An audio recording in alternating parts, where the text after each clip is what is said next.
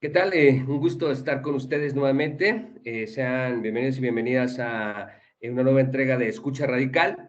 La verdad es que estoy agradecido y contento con la presencia de nuestra invitada el día de hoy, Fernanda del Monte, escritora, dramaturga, ¿verdad? Creadora multidisciplinaria. Fernanda, pues un placer tenerte por acá, un gusto, gracias por estar acá. Y bueno, te cedo el micrófono para lo que gustes abonar en cuanto a tu presentación. Bienvenida. Gracias, Gustavo. No, pues un placer también que me hayas invitado a platicar. Me llama la atención el nombre como de la conversación, Escucha Radical. Ya andaremos más exacto, como qué significaría eso.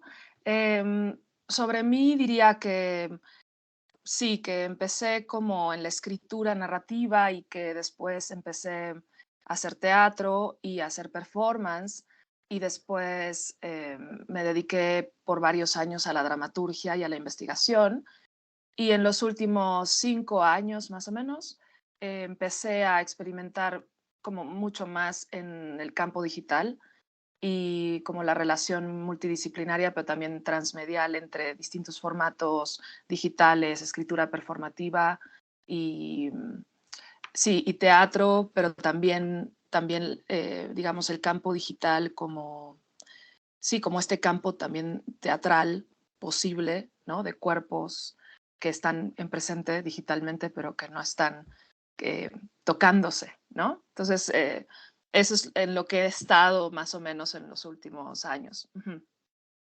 Pues te agradezco y si te parece, me gustaría hacer este link con la performatividad, haciendo este puentecito igual junto con pegado con dramaturgia performativa, ¿no? Y me gustaría comenzar por ahí porque es bien interesante cómo en estos nuevos tiempos, por así decirlo, ¿no? Cada vez es más, y es algo que en lo personal también pues se celebra, ¿no? Esta contaminación, ¿no? Entre campos, entre disciplinas, de repente se diluye, ¿no? Entonces, me interesaría desde tu concepto de performatividad, para ti, ¿cómo te Ujú, funciona, Fernanda? ujú. Y de ahí hacia la ejecución de una dramaturgia performativa, si te parece. Sí, muy bien. Pues mira, yo comencé a escuchar el término performatividad ya cuando hice mi tesis de maestría sobre el teatro postdramático, ¿no?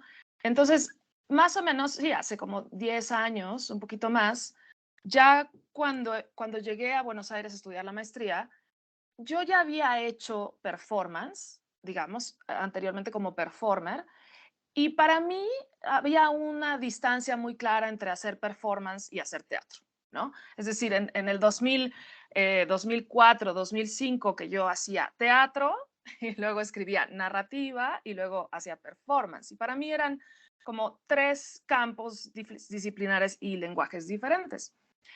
Ya en 2008 yo hice un espectáculo donde empezaba a mezclar teatro, narración y performance sin ponerle esas palabras, porque todavía no estaba formada teóricamente como lo estoy ahora, ¿no? O sea, era más joven y estaba como experimentando y a lo mejor no tenía todavía las palabras. Entonces, ahí, digamos, cuando termino la maestría, me doy cuenta que hay una discusión muy fuerte entre lo postdramático y lo performativo. Y a diferencia a lo mejor de otros compañeros investigadores, empiezo a darme cuenta que en realidad hay un vínculo muy claro entre lo postdramático como esta expansión de los límites del drama y que en esa expansión del drama dentro del teatro, lo que empieza a suceder es que se amplía y se expande hacia lo que llamamos hoy acciones performativas. Y que la característica, digamos, fundamental de esa performatividad está ligada a lo que Lehmann también menciona, que es la entrada de lo real a escena. Por varios años me quedé, digamos, con esa noción de performatividad, como desde la idea de acción performativa. Pero después, como escritora, empecé a indagar qué significaría en la escritura performatividad. Y encontré que en realidad el concepto de performativo viene del campo de la lingüística.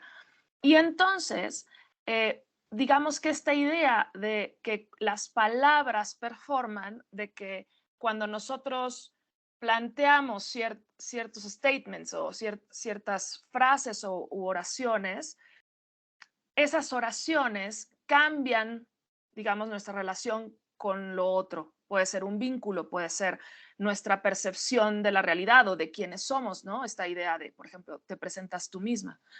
¿Cómo te presentas, no? Yo te decía, ¿cómo uno se presenta? Pues es lo que también conforma una idea de lo real de sí. Entonces empecé a jugar un poco con qué sería escribir performativamente, porque la escritura, al ser una acción diegética, es decir, en el momento que yo escribo, estoy poniendo en un papel algo que no está sucediendo en presente. Es decir, estoy escribiendo un monólogo, estoy escribiendo un diario, aunque sea personal, la propia escritura es diegética, es decir, se distancia de uno, ¿no? Se distancia de una. Entonces, ¿qué significaría, me preguntaba yo, hacer una escritura performativa? Eso me llevó a la indagación sobre el cuerpo y la indagación sobre que si la escritura cruzase el cuerpo y lo performara o lo transmitiera, digamos, de distintas formas al papel, lo que pasaba con la escritura o lo que pasa con la escritura, según mi experiencia como escritora y como investigadora, es que entonces la escritura se empieza también a desbordar. Entonces se desborda de los géneros, se desborda de la ficción, se empieza a mezclar, por ejemplo, crónica, ensayo, poesía, y entonces lo que empieza a pasar con esa escritura es que la forma en la que se comparte es distinta. Otra característica de lo performativo en la escritura, pensaría yo que es una escritura que se siente más en presente, menos editada quizá, más como al vuelo, una escritura más en automático, por decirlo así, o con un estilo más orgánico, como parecido efectivamente al teatro, ¿no? O sea, al diálogo teatral, que intenta ser orgánico, que intenta, eh, sí, como que la gente se la crea, digamos. Entonces, digamos que la performatividad en la escritura se vincula con la teatralidad, se vincula con el postdrama, se vincula, digamos, de forma transversal, o sea, no son categorías para mí que se puedan definir con límites, sino que para mí como que interactúan entre ellas. Entonces, digamos que mis líneas de creación e investigación son escritura, cuerpo, performatividad, digitalidad. Y en esas cuatro, digamos, cuatro categorías que investigadores, investigadoras pueden como ser mucho más rigurosos que yo seguramente, como al poner como qué es cada cosa, para mí, digamos, me gusta pensarlas como cajas de juego, es decir, que yo puedo como dados que yo puedo mover, ¿no? Y jugar desde el cuerpo, lo performativo, la escritura y la digitalidad, desde distintos lugares y luego llevarlo, por ejemplo, a un escenario y deshacerme de lo digital, por ejemplo, como con mis humores, ¿no? Que en un punto eso deja de ser digital y se vuelve otra cosa, etcétera. Para empezar, eso, Gustavo. uh-huh. Claro, y me resuenan muchas cosas y para mí era importante como escucharte, porque en este scouting previo, ¿no? Que yo agradezco mucho cada vez que lo hago, en este caso contigo y tu obra, precisamente era como importante para mí comenzar por ahí, ¿no? Y justamente tocas este ejemplo de mis humores, porque en esta pieza, ¿no? Que hay un... que se va a la digitalidad también, pero que en un video que vi también es con el espectador ahí en vivo, ¿no? Cómo resuena esta cuestión de lo performativo, ¿no? Y entonces ahí me gustaría hacer este link con el papel del espectador, ¿no? El espectador, un espectador que también ahora se encuentra con este jugueteo, ¿no? Con esta cuestión de también querer partícipe, ¿no? Aunque a veces dicen hasta aquí, ¿no? Pero que también tienen esa intención, cada vez más creo, ¿no? De que estén también jugando algún rol, algún guiño, algún gesto dentro de la pieza, ¿no? Y me interesó bastante porque lo que se alcanza a observar en mis humores con el espectador en ese video es que había como esa gana, ¿no? Como de dime más o cómo, ¿no? ¿Cómo te va esta cuestión del espectador que quiere juguetear o que también quiere no estar en esta cuestión pasiva de butaca, ¿no? Claro, es muy interesante dramatúrgicamente pensar en 3 categorías que utilizo mucho para crear, que tiene que ver con la dramaturgia textual, la dramaturgia de montaje y la dramaturgia del espectador, ¿no? Entonces ya digamos que los espectáculos que yo empecé a montar ya en 2013, sobre todo empecé con Centro Periferia y viceversa, me interesaba indagar una relación no lineal o no directa entre el texto que yo había escrito, el montaje, digamos, la forma estética del montaje. Es decir, la idea es no ilustrar el texto en escena, no convertirlo, digamos, en una pieza de teatro dramático, que como formato, el drama lo que hace es generar una cuarta pared y en esa cuarta pared el espectador, espectadora observa, percibe, experiencia, digamos, desde una distancia física, ¿no?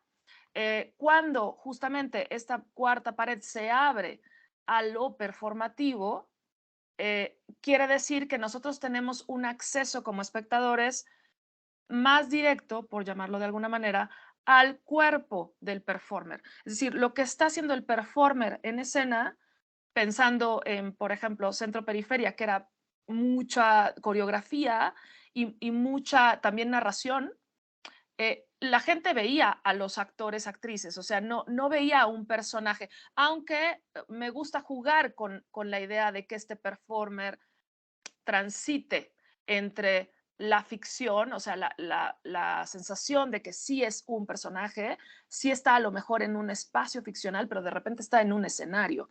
Entonces, este juego, para mí, de romper con la noción ficcional o dramática y trasladarla como a la performatividad, lo que hace para mí es que activa la curiosidad del espectador.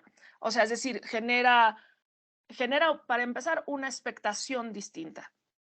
Después, con, por ejemplo, obras como Reflejos de ella que monté en 2015, ya específicamente lo que hice fue montar la obra en un estacionamiento abandonado, que era una galería de arte, y puse a los espectadores como en 2 filas, como si fuera una pasarela, y lo que me interesaba del texto, el texto es un texto muy barroco, es un texto neobarroco, es sobre Sor Juana, y hay 3 voces sorjuaninas, es decir, una es Juana, otra es Inés y otra es Juana Inés.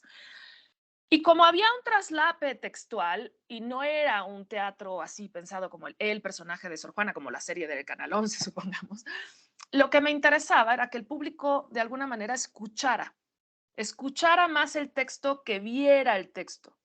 Entonces ahí empecé a jugar más directamente con los espectadores, o sea, como cómo lograr una dramaturgia de montaje, una sonoridad, una forma de decir el texto para que los espectadores y espectadoras cierren los ojos y escuchen. Entonces los actores me decían, es que ¿por qué cierran los ojos? Y yo, porque ese es el chiste, porque yo sé que tú quieres ser visto, porque los actores y actrices normalmente quieren ser vistos, pero el performance o el teatro performativo que yo estaba planteando con esa obra era más una performatividad del sonido que otra cuestión, ¿no? Y esto del sonido es fundamental en las últimas piezas que he hecho, por ejemplo, como la performatividad del sonido en Inquietud, que es una pieza inmersiva, o la sonoridad de Trazos de la Ciudad, que es justo una narración sonora, que ya están dentro de la digitalidad y que entonces lo que producen es un espectador que está utilizando otro sentido que no es el de la vista o que no es solo el de la vista. para decirte que pensar en la dramaturgia del espectador es lo que le va a dar la estética a la pieza.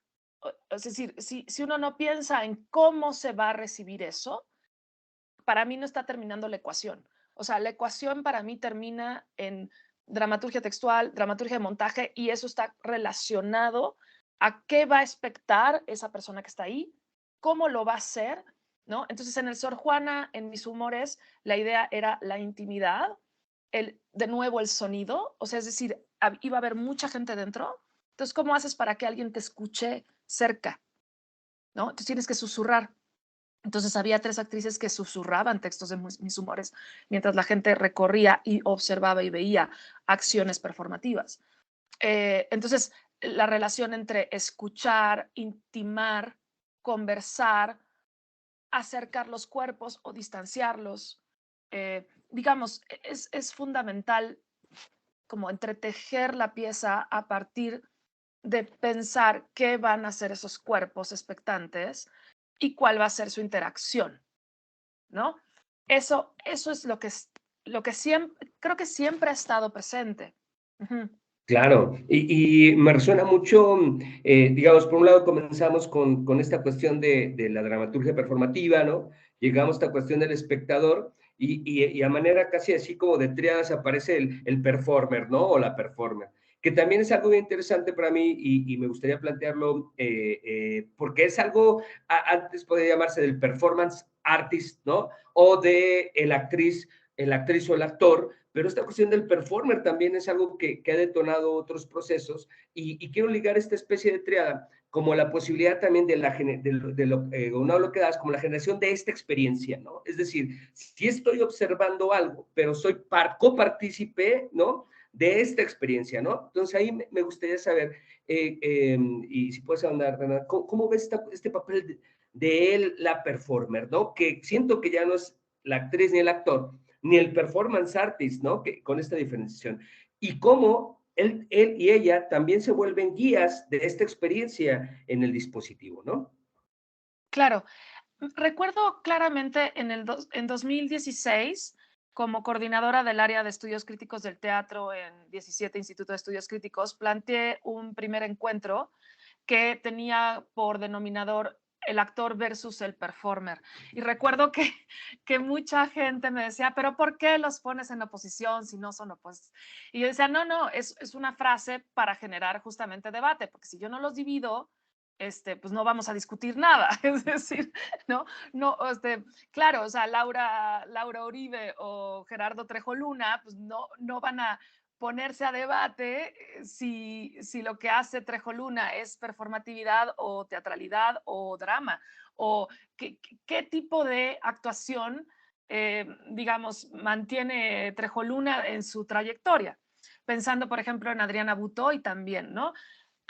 Actrices y actores, o Guillermo Navarro, o digamos, hay muchos actores y actrices que yo he visto cómo transitan, digamos, del drama al postdrama, y pensando, por ejemplo, en el teatro de Alberto Villarreal, pensando en el teatro de Teatro Ojo, de Teatro Lina de Sombra.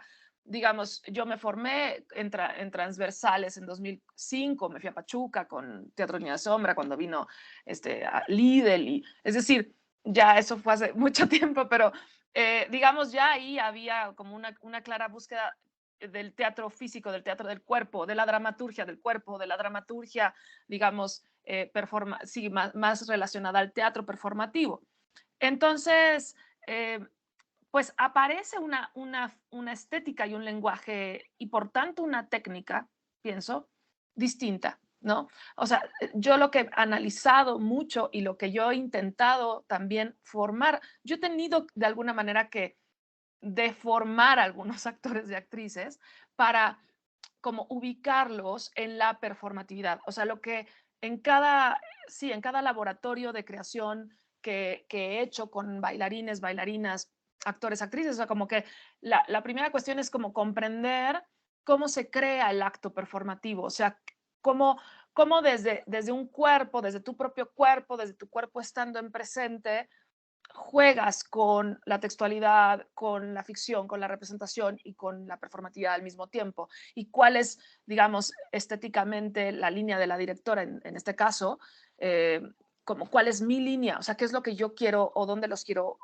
como ubicar para encontrar de alguna manera el tono propicio de la pieza, ¿no?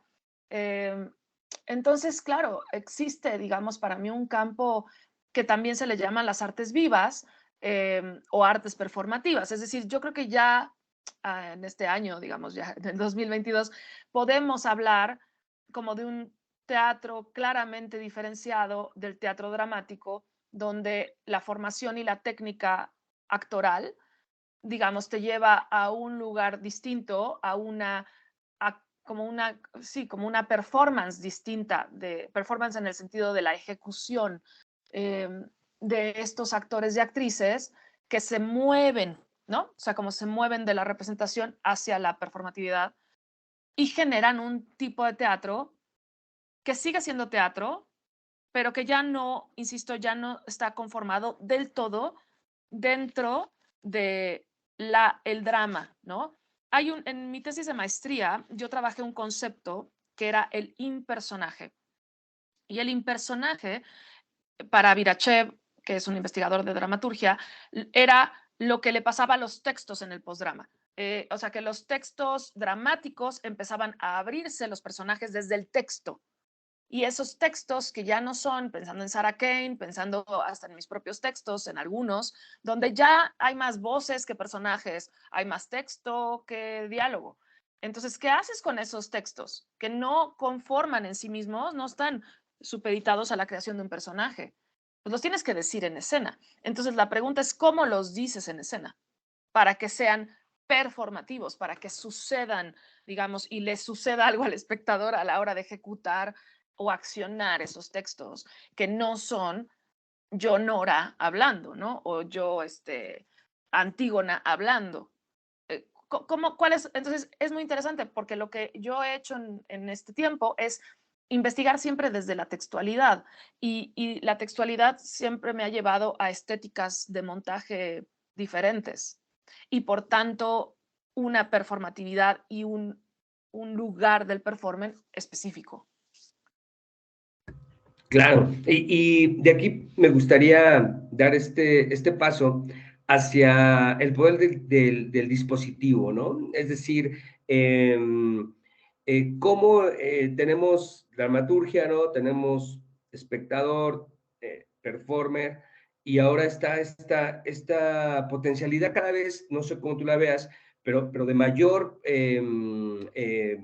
juego, ¿no? Que puede ser donde se va a realizar, vamos, ¿no? Que a lo mejor ya no es el espacio, pues digamos, convencional, ¿no? De butacas y escenario, ¿no? Sino que puede ser una bodega, puede ser a ras de piso, puede ser algo totalmente creado, ¿no?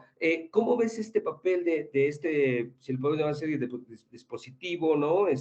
Contenedor de todo esto, y cómo te viene a ti esta maleabilidad, ¿no? Que ya no sea como esta cuestión tan, pues, estática o muy, sí, cerrada, vamos, ¿no? Es interesante porque yo pienso que el espacio sigue siendo el gran problema del teatro. Es decir, empieza en el espacio y sigue siendo el espacio. Porque fíjate, eh, digamos, si tomamos en cuenta la forma de la representación dramática y la historia del drama, digamos, desde el anfiteatro griego hasta la caja italiana o teatros, digamos, más abiertos, ¿no? Contemporáneos, que son como un plafón negro y unas cortinas, o sea, ya ni siquiera es como el escenario caja, ¿no? Digamos que la forma en la que tú montas una pieza o mueves butacas o sea, pensando en el granero, por ejemplo, ¿no? Que se puede mover y que puedes generar arena o de frente, o sea, es decir, es un espacio teatral maleable, ¿no? Hay muchos teatros como el granero que pueden como moverse, otros que no, otros que son como si pensamos en el Villa Urrutia, que es como, ¿no? Mucho más como butaquería y escenario. Para mí es fundamental dónde vas a presentar la pieza. En México se piensa poco en el espacio para el teatro performativo, pienso. El teatro dramático, al tener una historia mayor, se sabe, cualquier directora de teatro sabe que tiene que vestir el escenario, por ejemplo, ¿no? Escenógrafos y escenógrafas saben que tienen que iluminar, diseñar la escena, el vestuario, la tramoya, la utilería, la decoración, es decir, se tiene que generar el mundo, ¿no? ¿Qué pasa con el teatro performativo? Pues es que es lo mismo. O sea, si yo voy a montar un recorrido, por ejemplo, en el Sor Juana, y yo lo que quiero es que suceda un teatro performativo, tengo que deshacerme de las butacas, tengo que deshacerme o sea, tengo que desteatralizar, tengo que romper con la convención del teatro de butaquería, para empezar. ¿Por qué? Porque tengo que obligar a los espectadores y espectadoras a que caminen en el espacio. Cuando yo hice mis humores para Vértice, estuve trabajando sobre el espacio. Como esa para mí era lo más importante. Después, en Chiapas, por ejemplo, que lo hice en un hotel medio abandonado, en un patio, un estacionamiento, o sea, desde que llegué, lo primero que hice fue, antes de empezar el laboratorio, fue ir a ver el espacio. O sea, ¿cómo voy a trabajar este laboratorio para después hacer la curaduría de las acciones y que queden, que el espacio, digamos, sea parte de esa performatividad? El espacio va a disponer los cuerpos, va a también dotar, digamos, de experiencia subjetivante o no a una pieza performativa o dramática. Es fundamental. Es como si uno no piensa en el espacio, es como si no pensaras en la sintaxis de la escritura. O sea, para mí, el espacio en la teatralidad, en el drama, en el postdrama, en el teatro performativo y en el performance es fundamental. No es lo mismo hacer un performance en un bosque que hacerlo en la calle. No es lo mismo hacer una pieza performativa en un estacionamiento abandonado con polvo de noche, donde entra una iluminación amarilla y hay coches alrededor y se escuchan los coches, a hacerlo en el sótano del Carlos Lazo de la UNAM. Es decir, es más, yo cuando escribo un texto y voy a montarlo, pienso, así como pienso en la sintaxis, como estéticamente, decir, bueno, si este personaje habla así, entonces es. Y lo mismo, si yo esta pieza la pongo en un teatro porfiriano, digamos, no va a funcionar. Necesito un tipo de espacio XY. Eso imposibilita, por ejemplo, muchas veces el movimiento de una pieza. ¿Sí? Entonces, por eso soy tan, casi hago laboratorios más que montajes, porque necesito ir al lugar, necesito ver con qué personas voy a trabajar. A partir de eso, por ejemplo, en La Maldita Vanidad en Bogotá, también con mis humores, eso, llegué al lugar, vi la casa, la exploré, y en el laboratorio lo que hacían los performers era ubicarse en un espacio y a partir del espacio generaban la escena. Entonces no era lo mismo la actriz que decidió ponerse en la esquina, digamos, del pasillo, que el que encontró una especie de ático donde mostraba la cabeza hacia abajo, ¿no? La escena, lo que escribió estaba dado porque él sabía que iba a decir el texto mirando hacia abajo. Y la actriz que estaba en la esquina del pasillo sabía que iba a estar en la intermitencia, o sea, que los espectadores iban a estar pasando. Entonces, no es lo mismo, ¿cierto? Entonces, es bellísimo, digamos, son de las cosas, ya viste, que son de las cosas que más me apasionan. Pensar los espacios. En Inquietud es puro espacio y sonido. Es la Ciudad de México hecha sueño. Ujú.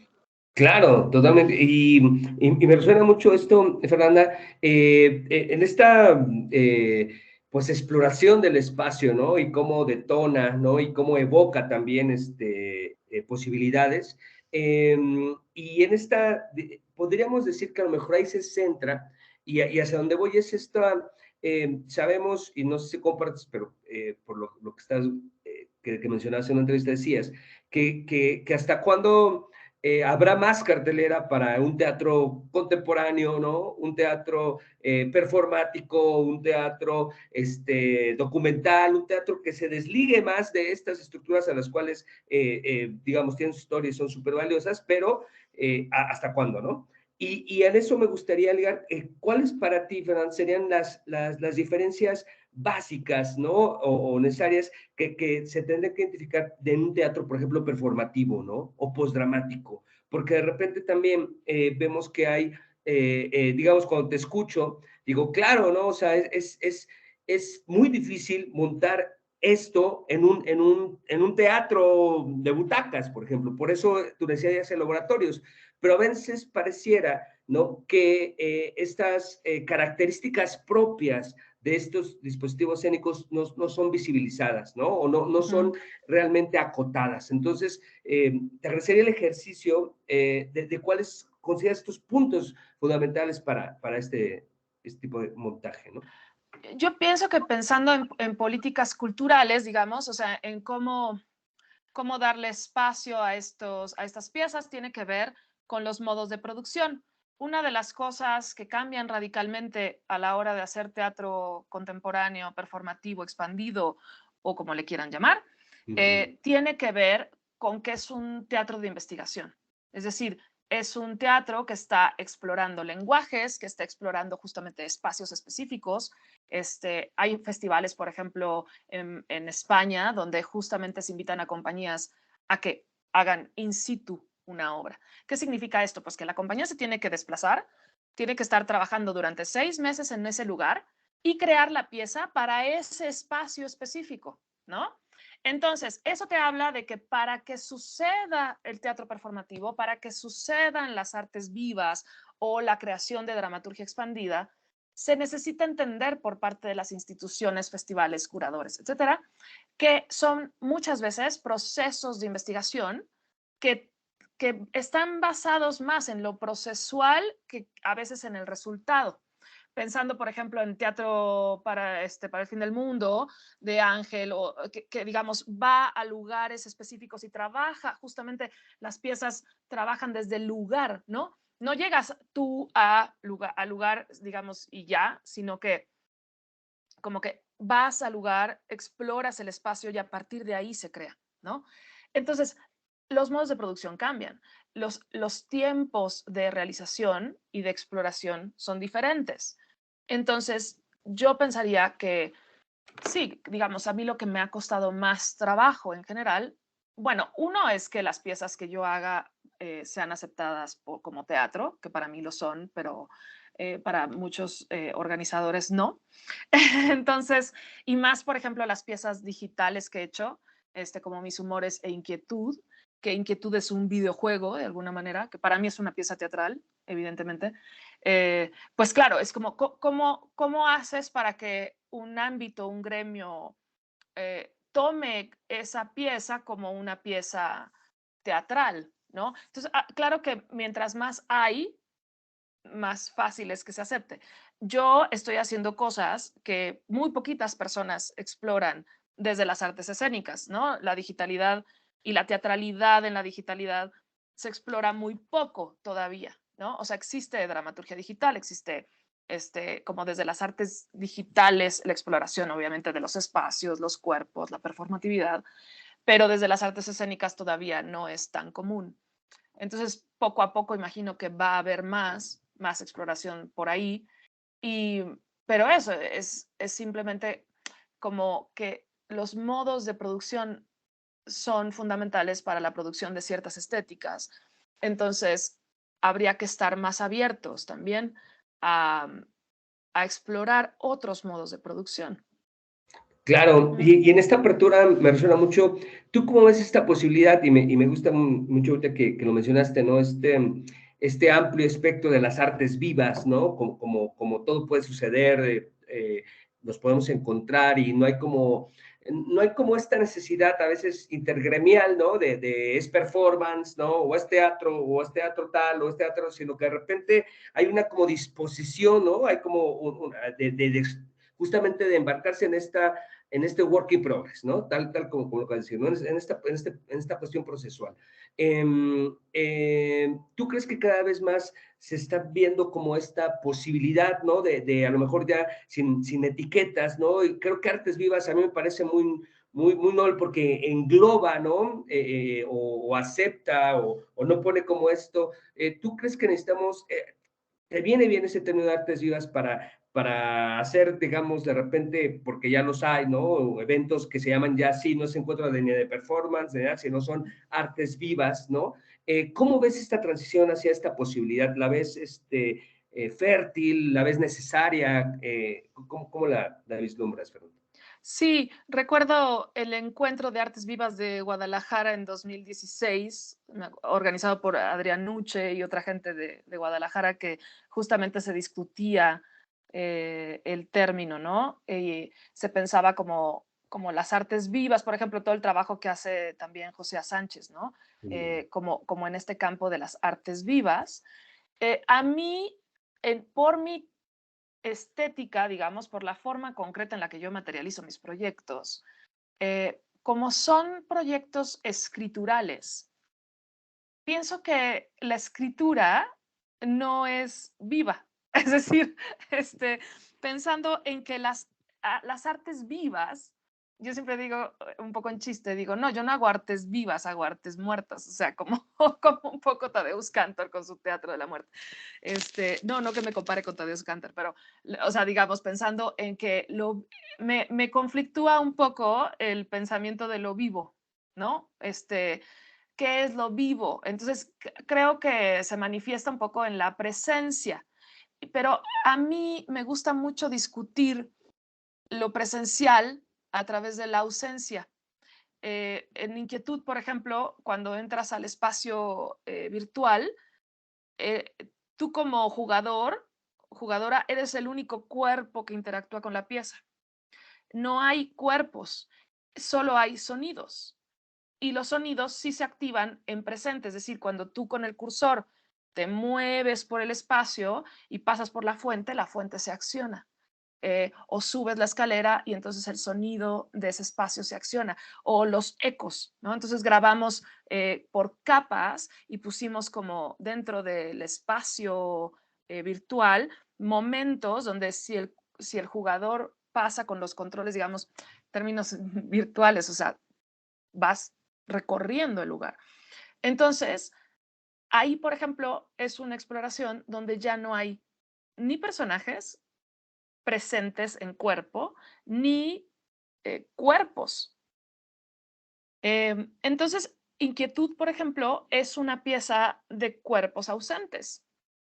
Y la narración sonora también, es porque es sonido. Y el sonido ya se grabó, es decir, no es esta conversación en vivo, sino que es, ¿ves? Decimos en vivo cuando es presente, sino es más bien grabada.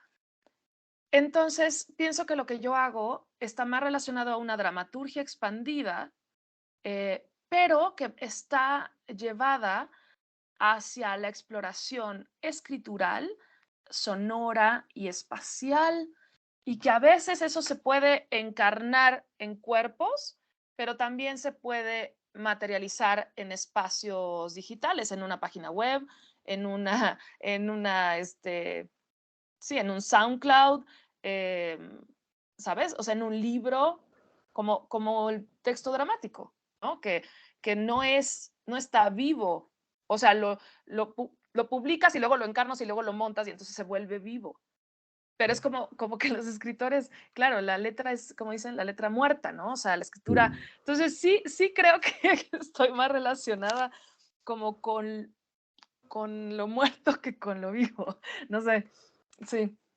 No, a mí me parece bien bonito porque esta cuestión de presencia a través de la ausencia cobra mucho sentido todo lo que venía leyendo acerca de ti con este trabajo acerca de la digitalidad, ¿no? O sea, acerca de la realidad virtual, acerca de esta cuestión que tú venías explorando, pero que ahora también se detona con la pandemia, ¿no? Que es esta cuestión o que de la cuestión de si esto que estamos viendo es video performance, ¿no? O si es o si realmente se puede hablar de una teatralidad a través de la pantalla, ¿no? O esta cuestión acerca de que no es posible o sí, ¿no? O esto que está haciendo en la cuestión de ser un videojuego, ¿no?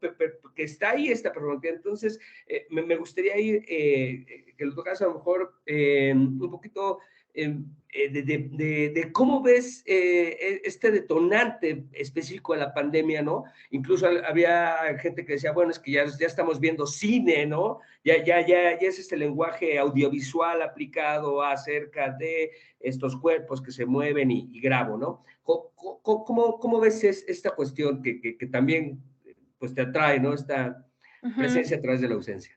Sí, sí, justamente como que yo entré a lo digital desde la escritura y desde el pensamiento de esta escritura que contiene al cuerpo, esa escritura performativa que contiene al cuerpo, pero que ese cuerpo no está presente. Es decir, si yo tomo, digamos, el libro de mis humores, ¿no? Y como lo abro y lo leo, pues como que se hace presente la escritura y se va a hacer presente el cuerpo, pero esta materialidad no, no está, está presente, pero no está viva. Es decir, mi cuerpo no está aquí. A eso voy. Es como mi cuerpo está aquí, aquí no, pero también está. Es decir, entonces la pregunta es, ¿cómo está ese cuerpo ahí? En Inquietud no hay cuerpos, pero hay personajes, pero hay sonidos, pero está la voz de César Tena. O sea, sí es la voz de César Tena, o Fernanda Echevarría en Trazos en la Ciudad, o sea, sí es Fernanda. No, no es como una ausencia, pero ¿qué te llega de la voz de Fernanda? O sea, ¿qué es como Fernanda o la otra Fernanda? O sea, ¿de quién estamos hablando? ¿No? Entonces, este juego como entre las Fernandas, las voces, la autorreferencialidad, mi cuerpo, por ejemplo, o mi voz trasladada a la voz de Ana Isabel Esqueira, o la voz trasladada sí, al cuerpo de Mai Elizalde. Es decir, como una escritura que es muy cercana a mi propia voz se vuelve cuerpo o se vuelve cuerpo ausente, pero que a la hora que se lee o a la hora que tú interactúas con mishumores.com o a la hora que tú entras a Inquietud, se te viene encima. Es como, entonces, como esa presencia sí existe, pero no es del todo, eh, es otro tipo de presencia y es otro tipo de también percepción que tiene que ver con algo que hace el cerebro,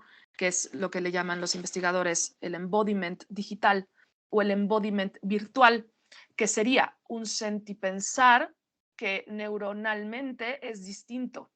Entonces, lo que están varios investigadores indagando es cómo percibimos la digitalidad, es decir, cómo nuestro cuerpo, en términos sensibles, en términos sensoriales, capta la digitalidad, pensando, por ejemplo, en el metaverso, pensando en los videojuegos o en los espacios inmersivos o la realidad virtual, cuando te pones unos visores. ¿Qué pasa con el cerebro? Es decir, ¿qué pasa con la sensación del cuerpo, la presencia del cuerpo dentro de esa digitalidad, que a lo mejor son pelotas de colores? O sea, ¿estás ahí o no estás ahí?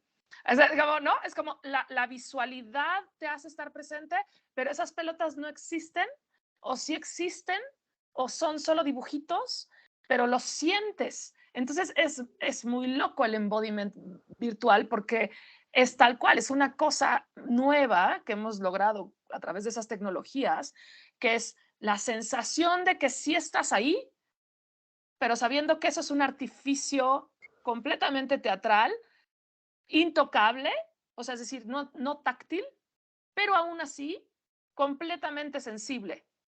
Y además que logra, o sea, aunque no lo puedas tocar, logra que lo percibas como experiencia subjetivante, es decir, que lo percibas como real.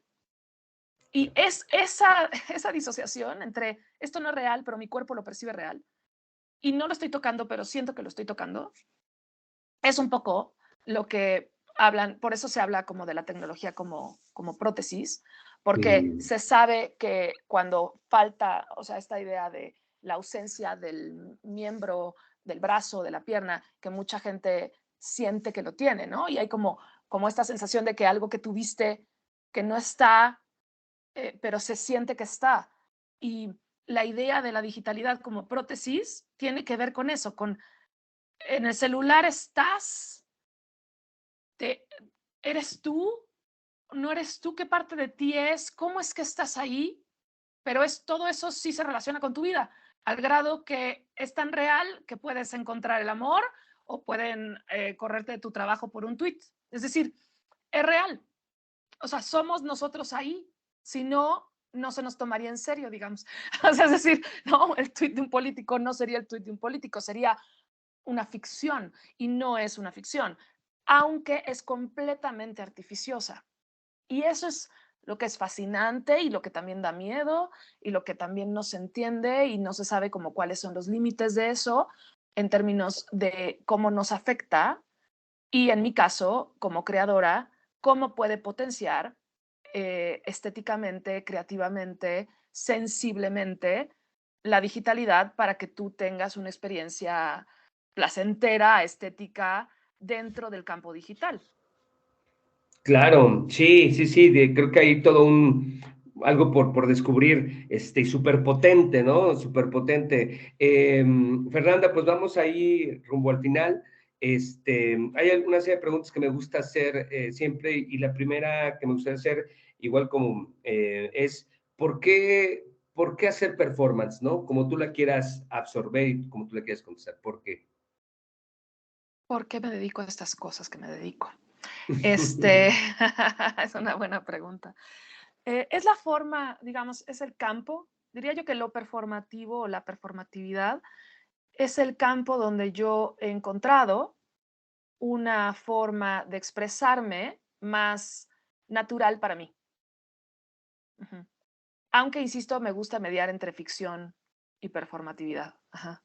Claro, la otra sería, ¿para qué? ¿Para qué hacer performance? Hmm.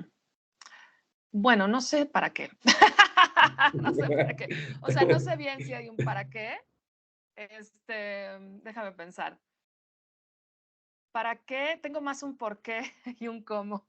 Eh, no, no, fíjate, no, qué loco, no lo encuentro. ¿Un para qué? Porque para mí la razón por la que lo hago es porque no encuentro otra forma de vivir. Es decir, necesito expresarme, necesito escribir, necesito crear. Si no lo hago, eh, siento que algo de mí no existe. Entonces, como que ese sería más mi por qué que mi para qué. No sé si, porque el para qué tiene que ver con la utilidad. Y yo la verdad no creo que estemos en el ámbito de que esto sea útil como tal. Creo que puede dar sensaciones lindas o fuertes o profundas o complejas y puede hacer pensar y puede hacer a otros y a otras. Pero en principio mi motor no es ese, o sea, no es el hacia afuera, sino más bien es un hacia adentro de mí, digamos, como creadora. Ujú. Claro. Y la otra sería, ¿para quién? ¿Para quién hacer performance? ¿Para quién? Esto, en principio, como una expresión personal, ¿no? Muchas veces escribo sin pensar eh, cuál va a ser el proceso que va a llevar este texto. Paso mucho tiempo indagando textualmente, puedo tardarme muchos años. El último, ahora escribí un monólogo este año y primero empecé a escribir un ensayo largo, muy largo, y un día casi le puse delete a 50 páginas, ¿no? Así, bye. Esto no está bueno y me puse a escribir otra cosa y salió un monólogo, algo parecido a un monólogo. Eh, y entonces llevo como un año, o sea, esto lo escribí en febrero, marzo de este año y todo el resto del año he estado como, o sea, está ahí, está en el archivo y es como, ¿qué voy a hacer con esto? A ver, esto es para teatro, ¿es un monólogo teatral o lo llevo hacia la dramaturgia digital?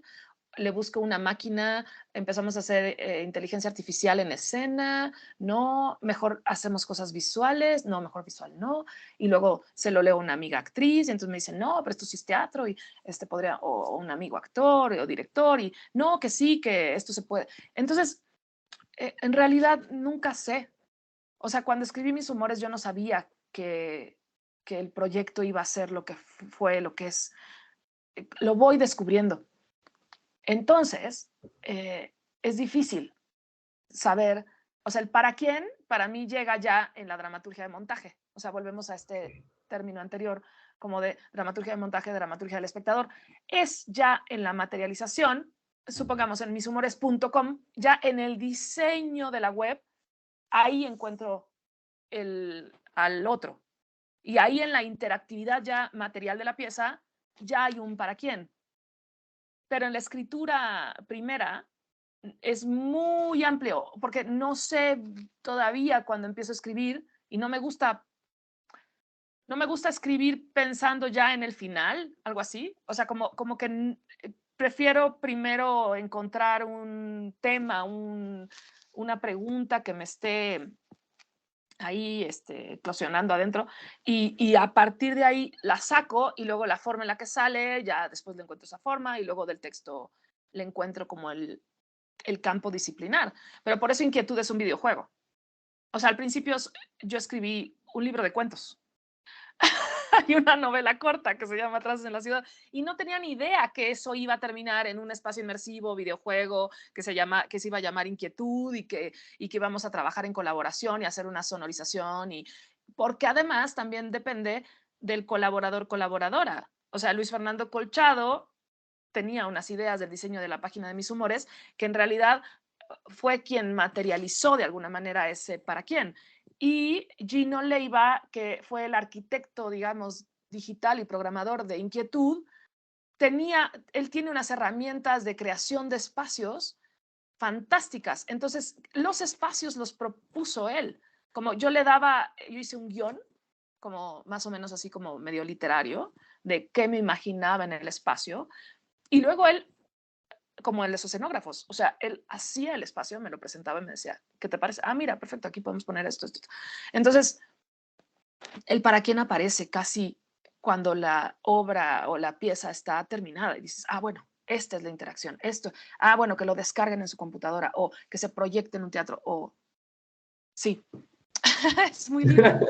Gracias, Fernanda. Y a mí me gusta decir performancear o morir, pero me gustaría que tú lo pudieras completar esta cuestión de performancear con un I, lo que gustes, con performancear o lo que gustes, o performancear y o como tú gustes. ¿Cómo sería para ti, Fernanda?